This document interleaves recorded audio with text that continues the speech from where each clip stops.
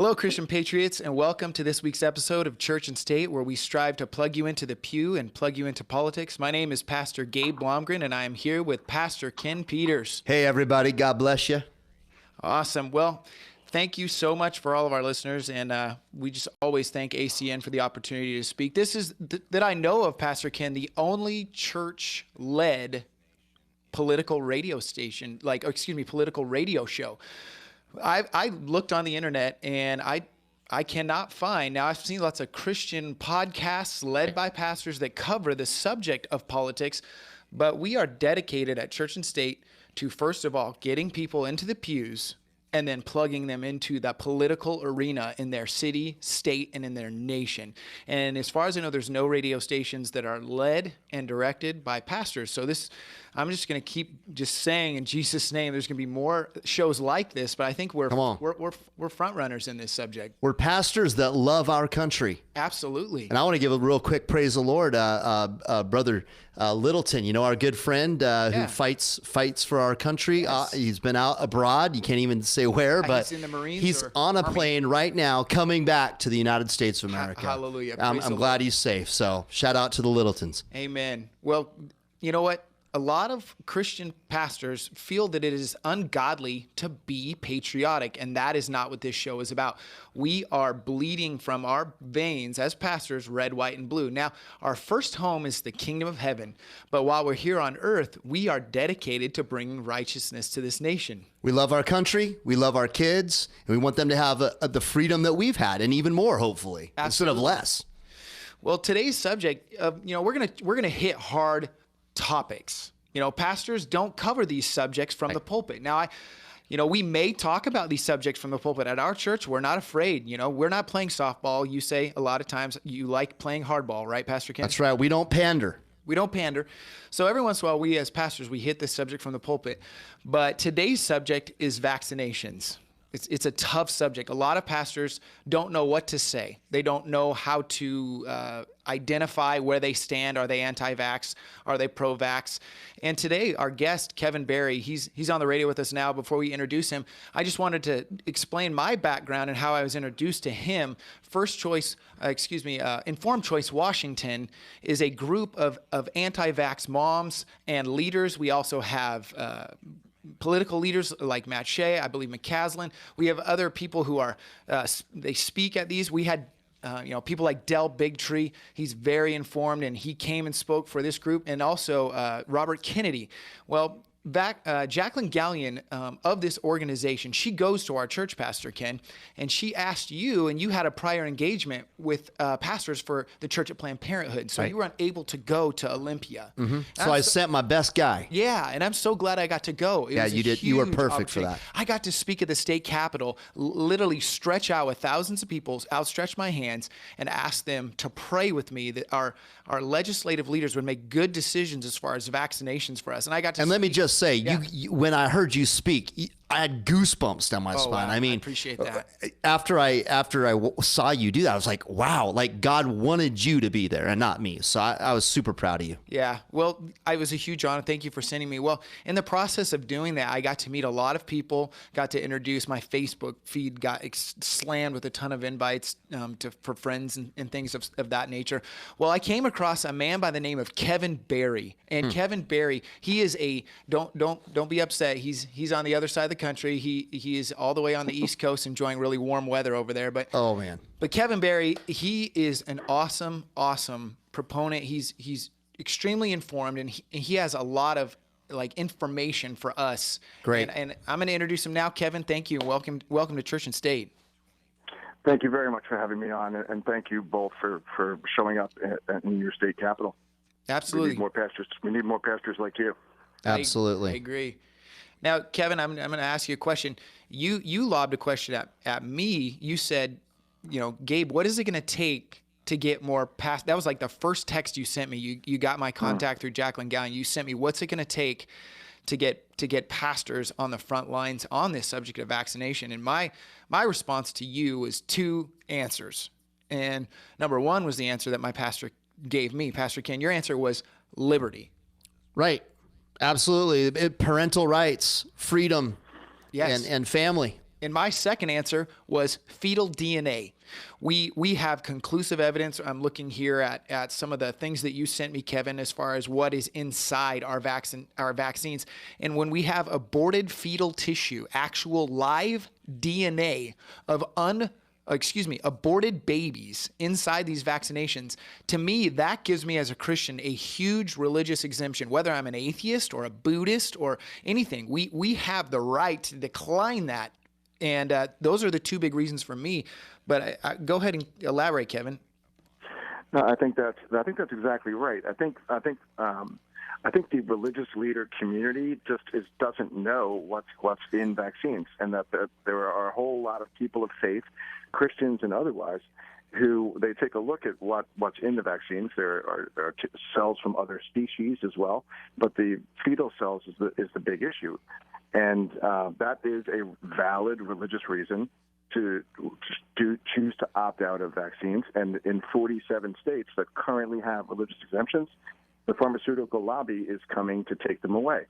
So as you were saying in your introduction about church leaders getting involved in politics, it's almost on issues like this, you don't have a choice. Right. The pharmaceutical industry is bringing it to the state legislature. So whether religious leaders want to get involved or not, they have to if they want to protect their followers from being injected with human cell fragments. Have you ever interacted with any pastors other than me on this subject? Have you ever? Yes, but no one who's ever done what you did. That's why I reached out to you as a fanboy. Like, hi, my name's Kevin. I'm 3,000 miles away. Can we talk? Yeah.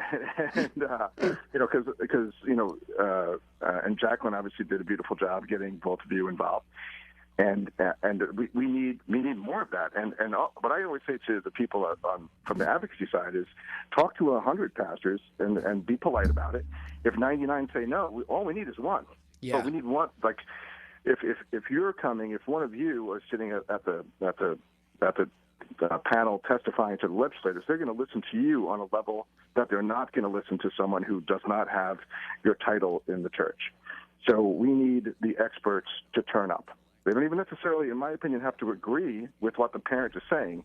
They have to agree with the parent's right, and that the parent has the belief, right? You might have a totally different belief, but if the parent legitimately believes that it's a sin or it's wrong to inject their child with a product that has fetal cells, support that decision and support that parent from not having that right taken away by the state.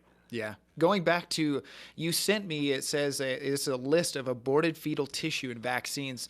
Hep A, the vaccine for that, and the MMR, also varicella, zoster. Now, I'm going to say something. It actually makes me very sick, Pastor Ken. I as an EMT, I had to get the Hep vaccine. So, and it says right here, the Hep vaccine contains MRC-5 human diploid cells. Can you tell us what that is? I'm not a scientist, so I'm sure there are better people for that. But in the initial processing of the vaccines, they have to grow the viruses and bacteria in some type of substance that can grow. They need a growth medium, and on these vaccines, they use human tissue. They don't have the technology to strain it out, right? So So even though it's like a residual from something that may have started a while ago, it's still there. Wow. And I have a website called firstfreedoms.org. And the First Freedoms based on, we have all the information there. Based on the First Amendment, there's 5 freedoms in the First Amendment. Mm-hmm. The first freedom in the Bill of Rights, the first thing is freedom of religion. Mm-hmm. After the Constitution passed, the first thing that the founders of this country did, so what do the citizens need, is freedom of religion. Yeah. And now they're trying to take that away. So this is, again, from a frustration part to me. Again, praise to you guys for doing this. But I don't understand why all around the country religious leaders are letting an existing religious freedom be stripped from the people without complaining. Yeah. I don't feel as if there is some like overarching conspiracy where, Big Pharma has bought out pastors and Joel Osteen is silent on the subject because he just doesn't want to be involved and mess up any ties that he has to pharma. No, I actually think pastors are silent because of ignorance. But once we get the information out there, like I heard a woman say, I've got this information to my pastor, and he turned the other way. He refused to even acknowledge it, said that's not something that I really want to talk about from the pulpit. I don't feel comfortable with that. And I as a pastor, feel like we have to say something. Now, I liked what you said when we talked on the phone, Kevin. You said we may not get people to cross the aisle as far as the Democrats when we just argue science, but there is a way to get people to agree. Even Christians, I know there's a couple ladies in our church who don't see eye to eye on vaccines. Like one lady says that I see the science behind it. Another lady says that she feels that religiously it is offensive to her. But we all can agree on one thing, and I'm going to let you explain that one thing. Yeah, well, I think the religious freedom and the First Amendment and the principles of the country are the one thing that everyone should agree on. Yeah. Not everyone's going to agree on science. Right. And that's never going to happen now or in the future. But the state should not be telling people what to do. And again, back to that fundamental right of the country, the people originally came here to this country. They sailed across the Atlantic in rickety boats, risking their lives to be able to practice their religious beliefs more freely. The people who came here wanted to be more religious. Right. So that's such an American thing, and for it to be taken away, and I think you're also dead right about that there's no big conspiracy, and it's not farmers not buying off casters. I think it's two things. I think the one you already hit on is they don't know, right? Because you really have to dig into it. You have to read the package inserts to see that there's human diploid cells in there. Right. It's not like they don't broadcast that. And the second, I think, is fear. It's the bullying that the pharmaceutical lobby and public health officials are very good at, with the slandering people, saying you're an anti-vaxxer, and that that they use that term to mean you're an idiot, you're a fool, you're a flat earther, and when all you are is generally concerned about safety. And most of us, like including myself, I have 3 sons, one of which had a vaccine injury, and he has an autism diagnosis, and he's 21 years old now, and he was more verbal at 1 than he is at 21, and he's going to need help for the rest of his life. So I never thought that I'd be an advocate on this issue. I like most people, I thought vaccines were magically good. That vaccine almost has taken on a magical quality. The word takes on a magical quality, right? And I think that's one of the reasons that the pastors are and the rabbis and everyone else are afraid to touch it. But it's touch it. There should not be any sacred cows. If there is a sacred cow, the sacred cow is the First Amendment, not the vaccine program. Yeah, the First Amendment is sacred. Not what Pfizer and Glaxo make. That's right. That's good. Hey, Kevin, this is Pastor Ken here, and you touched my heart just now when you mentioned your son having autism, and you believe that to be because of vaccination. Now, my son, who named Judah, is 7 years old, and we were recently watching video of him when he was 2 and 3, and he was smarter than verbal, calling us by name. Like literally, we were watching this video and it broke our heart because there was nothing different about him compared to our other children as far as his growth process. Now, when he hit about 3 or 4, that's when we noticed a severe decline. Now, I haven't done all the research and dotted, every line here, but how do you know? Why would you say that your son, it's because of vaccinations? I'm curious because I think that might have happened to me. Sure. Well, with my son, he's 21 now. His name's Griffin.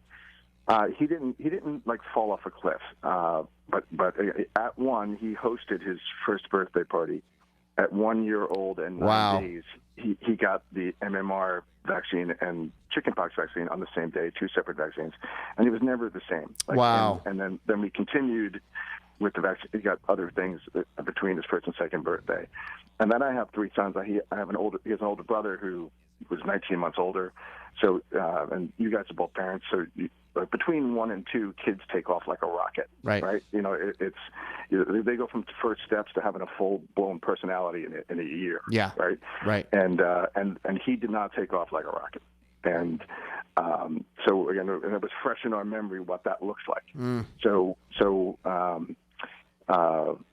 And doing research at that time, it became pretty clear that what the cause was, just Gotcha. that it was happening contemporaneously. And the other thing that I found always is when you're looking into the safety data, it just is lacking. It's not there. So that to me makes me very suspicious. And I'm a former United States attorney in New York. I'm a former federal lawyer. So I'm a pretty good researcher, and I was digging into it, and every rock you turn over, something ugly comes out. Wow. Yeah. Well, it breaks my heart. It breaks my heart, and I'm with you there. We have a 7-year-old. He's precious, but something happened to him, and I'm quite suspicious that this is what happened. Well, and just talking dad to dad, my son who has the autism diagnosis, he has a younger brother. And if his mother and I did the same thing that we suspect caused a lifetime disability for the brother, if we did the same vaccine schedule for his younger sibling, we would be irresponsible parents. Right. Mm-hmm. So again, in that situation, who knows the child better, the parent or the state? Amen. Yeah. And so again, none of this is that complicated. Right. So if this parent and the state have a disagreement, who decides? Right. I think it's relatively clear that it's the parent. And take what's in the vaccine, even take that as a separate issue. Right? Put that aside. Kevin, are you telling me that the state is not in charge of our children? 100%. Yeah. Yeah. Well, the way I like to put it is the state stops at my skin. My kids. I love that. We're going to steal that, Kevin. You said that on the phone, and I just got to go. That's gripping. The state's authority stops at my skin. You do not have the right to tell me what I put in my body or what I put in my kids' bodies. I yelled from a bench at the Capitol the words of Jesus Christ. In Matthew, it says Jesus took a denarius, a little coin, and said, "Give unto Caesar what Caesar's, give unto God what is his." And I say as parents, give unto the state what is the state's, but give unto yourself or me what is mine. Your child belongs to you. Your body belongs to you. They cannot tell you what to do with your own physical body. Now, if you want my taxes, we've had amendments in the Constitution as far as taxation, and I agree, we'll be taxed, okay? I'm not going to go stop the IRS, but I will stop when people try to force vaccinate me to get me to be, meeting some type of schedule for my kid to go to school or for me to fly on a plane. I very well feel that in the future you'll see this affect even transportation, the way that they use and manipulate fear. Wouldn't you agree? I think that's beautiful. I think that's great. And some things are natural boundaries, like a river is a natural boundary. The skin, that's where I stop and the outside world starts. It's not that complicated. Yeah. And that is what the standard should be. And what I hope from this is that we can, make a good link out of this and send it around and get pastors in every state to step forward. That'll save you guys a lot of jet lag because we don't want to have to fly you to 50 states. Yeah. So if we can send the link instead and let people rise up around the country, because the pastors and the rabbis and the priests and the ministers, they need to rise up. I've never, I have never spoken out a lot about this issue. I'm very vocal and I speak out concerning politics and abortion and marriage and things like that. Never really vaccinations, but I'm looking at this chart and you've got these red boxes around these ingredients in these vaccines. Now, this chart right here is what I've needed, because I need to see here that there actually are aborted fetal tissues in these vaccinations. I think that's what makes the sale for me, because I don't want to have anything. I don't want to be anywhere close to abortion. Right. And so maybe pastors need to see this chart. I don't know. What's funny is a lot of these ingredients with Pfizer, Glaxo, Merck, all of this is at their website. This is a little pamphlet. If you were to ask for it when you take your kid in, you would get a pamphlet saying what is in these. But the problem is our doctors and nurses are so immersed in vaccinating children. They do not see any alternative because of fear and losing what they call herd immunity, which is a myth. But it is to me, the information's out there. Why is it, Kevin, that even though the information's out there, we still have no people waking up? I think it's because not enough clergy are rising. Because the parents have been complaining for years, but the state legislators will just pat the parents on the head, give them a cookie, and say run along. Right. You know, they want to hear from, they're always trying to impanel experts. So who are experts on religious issues? They're not looking to the congregation as experts. And again, there's 47 states that have this. It's an existing freedom, right? It's an existing religious right, and they're trying to take it away. And today, a congresswoman, a national congresswoman from Texas, announced that they're trying to do this nationally. That she's going to submit a federal bill. Right. So I don't know what it's going to take for them to push too far. They should already have pushed too far. Right. Like that. The First Amendment should be where pharma is not willing to go, but they're going there. They are. And they went there in California, and they captured 39 million Californians. 1/8 of the United States lives in California. Yeah. So they got 39 million people in 2005. Wow. They captured the population. So you cannot go to a public school without vaccinations. Right. Wow. Right. And it's getting worse. It's a growing phenomenon. I think it's in 9 states now. And what they're using to do it is a measles public relations hysteria campaign. Yes. That's what they did in California with Disneyland. Yeah. That's what I think. Like Portland is right on the border of Washington and Oregon, so they're hitting Washington and Oregon at the same time. And they were saying that there was someone with measles was at like a Trailblazers game, and then every news outlet picks that up like the sky is falling. Right. In the New York area where I live, they had a similar argument with a small outbreak, and whenever they say outbreak, it's nothing happened. People are itchy for a week. It's measles. It's not Ebola. Yeah. People are itchy. They're itchy for a week, and then they have lifetime immunity. Right. Not one child has died in the United States from measles since 2003, when one child died. You have the statistics here. You sent me a little chart with polio, measles, pertussis. The fatality harm rate back before 1945, because gradually vaccines have been introduced from 45 and on.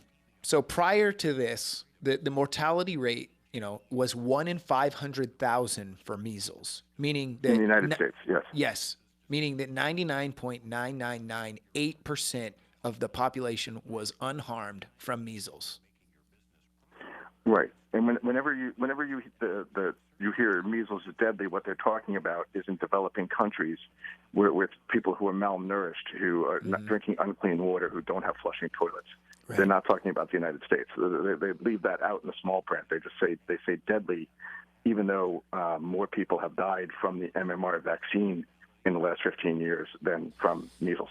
It's literally it's one person, and any death is tragic. But you would, unless you read past the headline, you certainly wouldn't think that only one person had died from measles in the U.S. with all the media right reports now, about deadly. There's literally 50-something people in King County, I believe, in Seattle, that this huge hysteria in Olympia was caused by. They even brought it up at the Senate hearing I was at in Seattle for this bill, which I heard had died, HB 1638, and then SB 5841, Senate Bill 5841, is still in progress, and that's what I went and spoke along with Del Bigtree. 5841, I remember the pro tem there, she said, there's right now a huge outbreak, and there's literally 60 people. In many of those people I heard actually intentionally got the measles because they were part of an outside group that wasn't even going to the public school system. And so, why the hysteria? To take away religious freedom. That they have to, in order to get a captive market, they have to scare the legislators into taking action. If the legislators and the public aren't scared, then it's more clear that, we're taking away religious freedom. What for? Right? So they need to build up that side of the scale of what for, by screaming outbreak, outbreak, outbreak, even though it's nothing. It's a benign illness in the United States, and it's a bad week, and then you get lifetime immunity from measles. So it's really disturbing what's happening. And also in D.C. tomorrow, there's a hearing in the U.S. Senate, and your Washington State Commissioner of Health is testifying. Patty Murray is the ranking member, and they're having a measles hysteria hearing in the Senate tomorrow. Wow. So, which again, that's good. There are 9 states that they're currently going after, and this is the very basic politics. The Democrats generally are much worse on this issue from like a nanny state, it takes a village perspective. Right. They're a roll up your sleeve, do what you're told party more so on this issue, more so than the Republicans. The Republicans generally respect religious freedom more, individual autonomy more, generally speaking. Kevin, yeah. When should a Christian, if we're down to the last 2 minutes here, I want to ask you in closing, when, if ever, should a Christian get a vaccination? I think, again, from a principle on my part, right, it's totally up to them on principle. I do not have an opinion what other people choose to do. There are some people who might think that they'll close their eyes and look past the fetal cell issue and decide that for whatever reason it's worth it to them to get the shot. And I support their right to do that. What I'm asking my neighbor to do is support my right to have a different view. Wow. Brilliant. So I am supporting your opinion. You may do to your child and inject into your child whatever you would like. And as far as me, I would like to keep my child excluded from this. And that makes sense, because in my heart, my answer was never. But hearing you say that, that's the truth. Like, you have to give people the ability to even make mistakes as far as what they put in their children's bodies. But we cannot strip away the philosophical or spiritual reason, the religious reason. It's a matter of prayer and conscience, right? It's a matter of prayer and conscience, and it's a matter of respecting other people's religious beliefs. You know, like my beliefs are genuine. I assume my neighbor's beliefs are genuine, and we'll see you in kindergarten if our kids want to go to public school. Families shouldn't be forced into homeschooling if they don't want to. Absolutely. They're paying the property taxes to support the public schools. Why can't they use them? They should have a voice. They should have a voice, 100%. Yeah. Well, please tell us the name of your organization, Kevin, in the last couple seconds, winding out. Yes, thanks. It's called firstfreedoms.org, freedoms with an S. And right on the homepage, I drew up a quick one-pager called 10. Nice. Where it's just 10 very basic religious reasons that that you might choose not to vaccinate on religious grounds, and it's designed to spark a conversation with your religious leader. Awesome. Well, thank you, Kevin. That's the end of our show. Thank you all of our listeners for tuning in with us. This is Gabe with Church and State, and we are out. Thank you so much.